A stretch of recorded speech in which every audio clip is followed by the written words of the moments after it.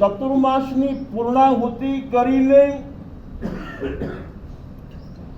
વિતરાગી વિદાય લઈને અહીંયા પધારેલા સતી રત્નો અને પ્રવચન પ્રેમી આત્મીય બંધુઓ અને બહેનો, સ્તુતિ ચાલતી હતી. મનોમન બંધુઓ અને બહેનોએ મને પ્રશ્ન પૂછ્યો કે ગુરુદેવ, તમારી ઉંમર મોટી છે, મોટી છે, મોટી છે.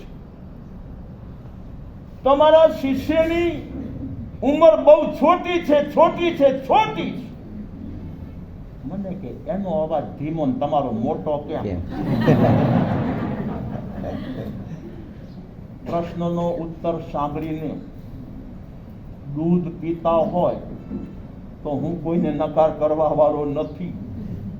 કદાચ કોઈ ચા કોફી વાપરતા હોય, ગટગટાવતા હોય તો હું કોઈને રોકવા વાળો નથી.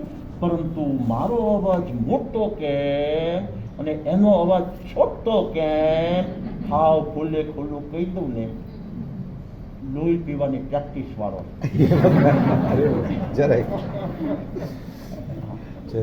આ ભગત આનો આગમનો અનુભવ ન હોય એટલે જરાય નહીં.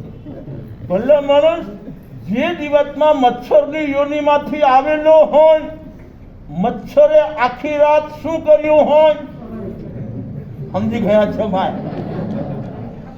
મચ્છરની પ્રેક્ટિસ હોય છે.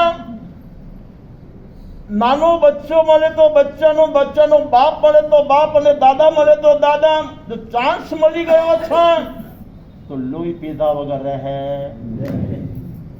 મારે એ કેવું છે, ગતાગત બોલે છે, આગમ બોલે છે. મચ્છરમાંથી માનવ થઈ શકાય છે, અને માનવ થયા પછી મચ્છરમાંથી જો આવેલો છું તો મુનિ સુધી આગમકારો કહે છે પહોંચી શકાય છે. સમજી ગયા છે? તો આ તો ગમ્મત સાથે જ્ઞાન છે. તું ઓલા લીમડીના જમાઈ क्या लेके आया, क्या लेके आया, क्या लेके आया? તમે લોકો તેજસ તેજસ તેજસ કરો છો. હું લીમડીના જમાઈ સિવાય બીજું બોલાવતો તો આ તેજસભાઈ શું લઈને આવ્યા છે, શું લઈને આવ્યા છે, શું લઈને આવ્યા છે? તો જે હાથ પરિચિત હશે ને કે લીમડી ગોપાલ સંપ્રદાયના ઉત્તમ મુનિ મહારાજ સાહેબને લઈને આવ્યા છે, લઈને આવ્યા છે, લઈને આવ્યા છે.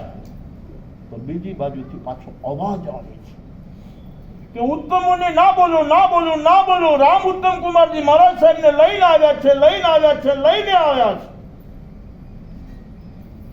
તો મેં એક વાર પણ હકાર ન કર્યો, મેં એક વાર હકાર ન કર્યો તો સભા મને પૂછે છે કે ગુરુદેવ, આ ભગત કોને લઈને આવ્યા છે, કોને લઈને આવ્યા છે, કોને લઈને આવ્યા છે? મારી ભાષામાં કહું, સમજી જશો, ધૂળ ધોયાને લઈને આવ્યા છે. સમજી ગયા છે? ધૂળ ધોયાને લઈને આવ્યા છે, લઈને આવ્યા છે, લઈને આવ્યા છે. ગુરુદેવ, અમે શેઠને ઓળખીએ છીએ, નોકરને ઓળખીએ છીએ, બંધુને ઓળખીએ, બહેનોને ઓળખીએ છીએ, અને આ પ્રમુખને ઓળખીએ અને પટ્ટાવાળાને ઓળખીએ છીએ.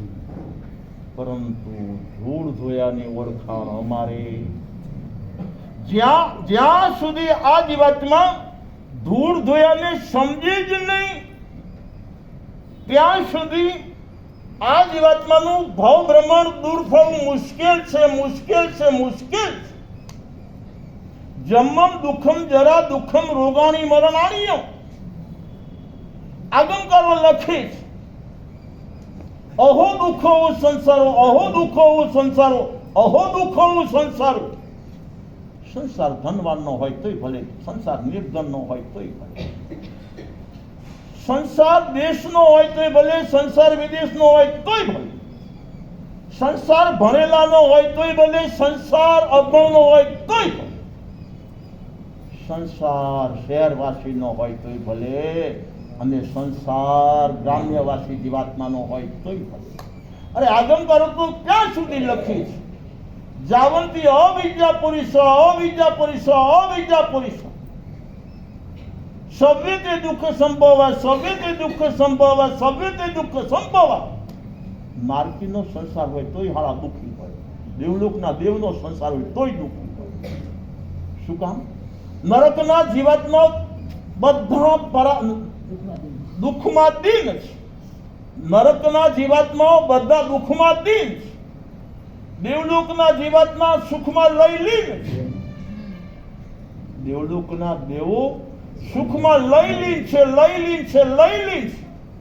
અને દેખાતા તિર્યંજો બધા પરાધીન છે, પરાધીન છે, પરાધીન છે. માનવની જાત એનાથી કાંઈક ભિન્ન છે, કાંઈક ભિન્ન છે, કાંઈક ભિન્ન છે. પરંતુ કઈ જગ્યાએ ભિન્ન છે, કઈ જગ્યાએ માનવ જુદો છે, એનું જ્ઞાન ભાન મોટા ભાગના માનવોને છે જ નહીં, માટે દુઃખી છે. જે જીવાત્મા ધૂળ ધોયાને સમજવા તૈયાર નથી, ધૂળ ધોયા પ્રત્યે પ્રેમ પ્રીતિ લાગણી વાત્સલ્ય ભક્તિ રાખવા તૈયાર નથી, એ જીવાત્માનું દુઃખ ક્યારેય નહીં મટે. 15મા સૂત્રનું પદ 20મું પદ બોલે છે કે જે જીવાત્માને ધૂળ ધોયો મળી જાય છે, અને ધૂળ ધોયાનો સંગ જે જીવાત્મા કરી છે, અને માત્ર તનથી નહીં મનથી કરે છે, માત્ર હાથથી નહીં હૈયાથી કરે છે, માત્ર હોઠથી નહીં હૃદયના ઊંડાણના ભાવથી કરે છે. આગમકારો લખે છે એ જ જીવાત્મા ધૂળ ધોયાને ઓળખી શકે છે અને ચાર ગતિની ધૂળ મિટાવી શકે. ચારે ચાર ગતિની અંદર ઉદયના અઠવાડ સિવાય, ઉદયની માટી સિવાય, ઉદયની ધૂળ સિવાય બીજું કાંઈ નથી, કાંઈ નથી, કાંઈ નથી. આજુબાજુ આ ઉદયનો અઠવાડ, આજુબાજુ અઠવાડને મારે આડવું શું,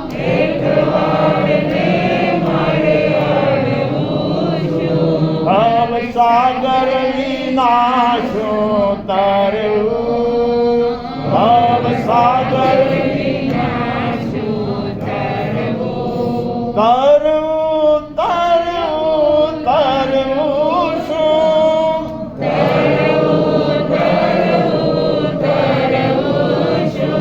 ભવસાગર વિનાશું તરવું.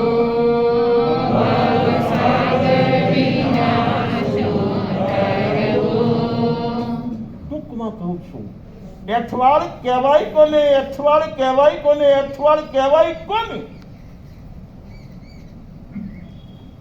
જોજો ખાધેલું વધી જાય છે, જમવા બેસે ને ભાણામાં આવી ગયું છે, પેટ ભરાઈ ગયું છે, વધી ગયું છે, વધી ગયું છે, વધી ગયું છે.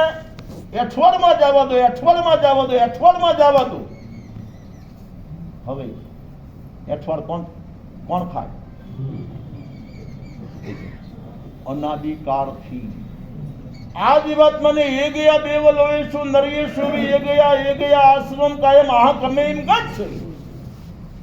ઘડીકમાં માનવનો ભાવ, ઘડીકમાં તિર્યંચનો ભાવ, ઘડીકમાં નારકીનો ભાવ, ઘડીકમાં દેવનો.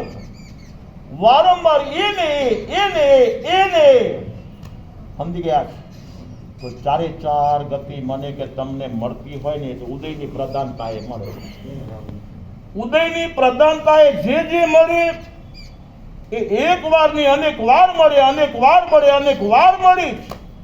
સમજી ગયા છે. તો એને મને અઠવાડ જ હોય. ગયા ભાવમાં માનવનો ભાવ મળ્યો હતો ત્યારે એ રહેવા માટે કૂબો મળ્યો હતો, આ વાતે આ ભાવમાં બંગલો મળ્યો. સમજી ગયા શું ભાઈ? તો એ તિર્યંચના ઘરમાં જાઓ, હું તો કહું છું ઉંદરના ઘરમાં જાઓ, તો ઉંદર દરેક ભાવની અંદર દર કરે છે, દર કરે છે, દર કરે છે. કોઈ ભાવમાં દર ન કર્યો બને. ત્યારે માનવને જ્યારે માનવનો ભાવ બને ત્યારે એ ઘર કરે છે, ઘર કરે છે, ઘર કરે છે. સમજી ગયા છે? ગયા ભાવમાં ઘર કરેલું પાછું એ ને ઘર પાછું આ ભાવમાં ઘર કર્યું છે. સમજી ગયા છે? તો ગયા ભાવની અંદર હાર સંજ્ઞાના સેવન કરેલા, ભય સંજ્ઞાના સેવન કરેલા, મિથુન સંજ્ઞાના સેવન કરેલા અને બલિર સંજ્ઞાના સેવન ગયા ભાવમાં કર્યા છે. અનંત ભાવથી અનંત ભાવોથી કરતા આવ્યા છે.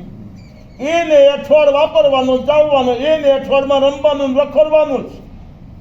તો હવે ધૂળ ધોયાનું કામ શું છે ભાઈ? પહેલા નંબરમાં ધૂળ ધોયો કહેવાય કોને? આ સંસારની અંદર ધંધા એક નથી, ધંધા અનેક છે. ધંધા એક નથી, ધંધા અનેક છે. જીવન એક નથી, જીવન અનેક છે. ભાઈઓના પણ જીવન છે, બહેનોના પણ જીવન છે, દેશના પણ જીવન છે, વિદેશના પણ જીવન છે. ફૂટપાથ ઉપર જીવન જીવતો એના પણ જીવન છે, લક્ઝરી જીવન જીવતો એના પણ જીવન છે કે નહીં?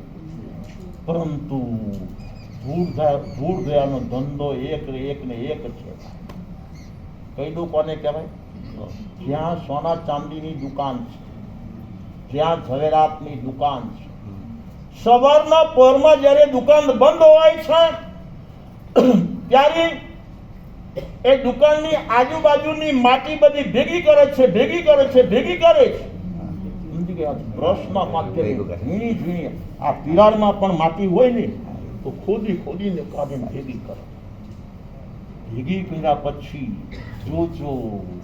જોજો કેવું હોય ને તો ઉકરડામાં પણ આખા ગામનો કચરો ભેગો થાય છે. અને ધૂળ ધોયાના જીવનની અંદર પણ સોની બજારની માટી ભેગી થાય છે.